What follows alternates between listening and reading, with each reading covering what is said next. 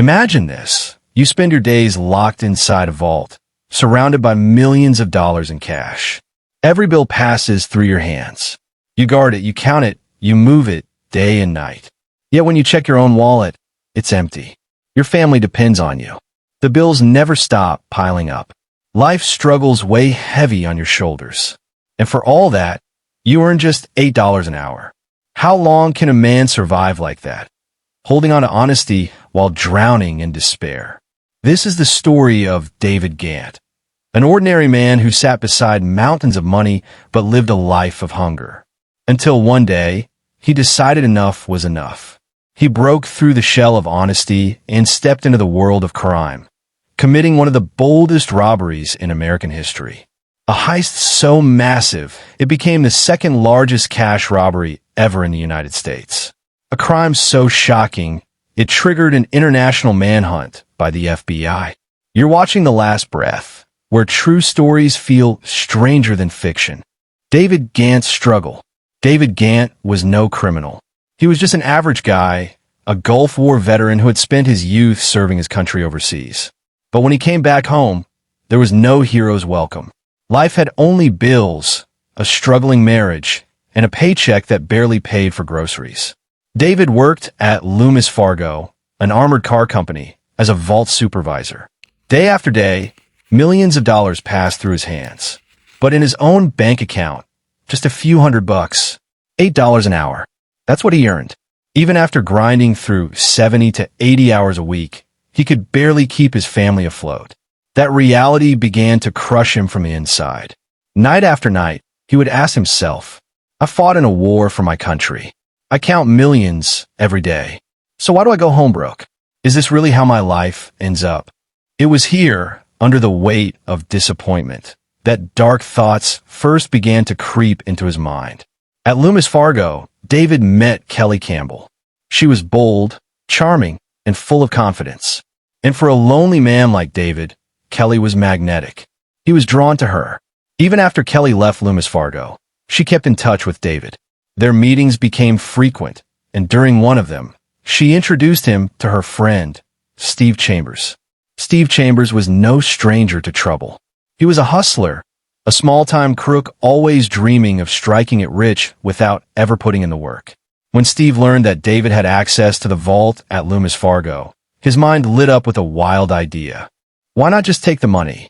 Together, Steve and Kelly began to lure David in. They painted him a picture of luxury cars, big houses, and a life of freedom where he'd never worry about money again. At first, David resisted. He had never imagined breaking the law.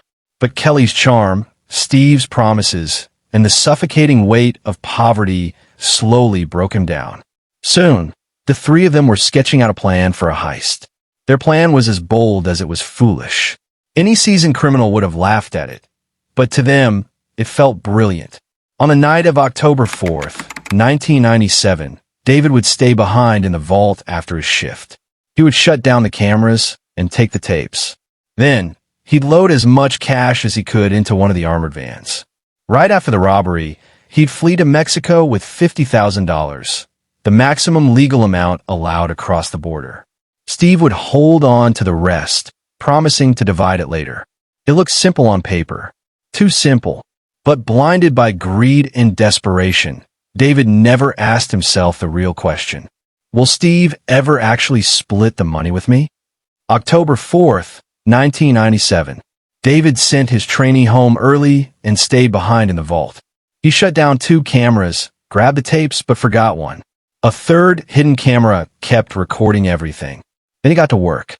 Stack after stack, bundle after bundle, he filled the armored van. This wasn't just money, it was mountains of it. By the time he was done, he had loaded $17.3 million, mostly in $20 bills. It took him more than 2 hours. And when the van was finally full, David couldn't contain himself. He danced inside the vault, completely unaware that the hidden camera caught every move. By the time he drove off, he had just pulled off the second largest cash robbery in U.S. history. The next morning, chaos erupted at Loomis Fargo. Employees arrived to find the vault locked and the keys missing. The police were called immediately.